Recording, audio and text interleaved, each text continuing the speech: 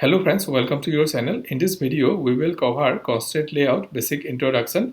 Constraint Layout allows us to create large and complex layouts without nesting one view in another view.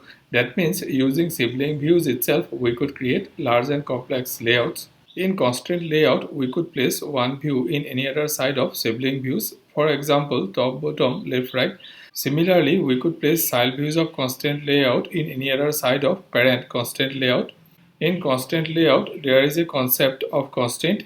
That means linking one view to the other view. The other view could be a sibling view or parent view. When we link one view's top side to a sibling view or parent view, it is called top constraint. When we link one view's bottom side to a sibling view or parent view, then it is called bottom constraint. For linking one view's left-hand side to a sibling view or parent view, there are two options: constraint start and constraint left. Out of these two, we could use constraint start.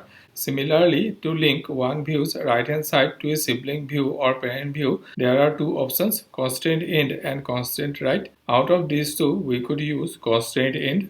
In a child view of constraint layout, minimum one horizontal constraint and one vertical constraint is mandatory. In constraint layout, we could use barrier, guideline, chain, group, etc. Thank you for watching this video. I keep uploading videos like this regularly. If you like this video, please subscribe to the channel and like and comment in the video.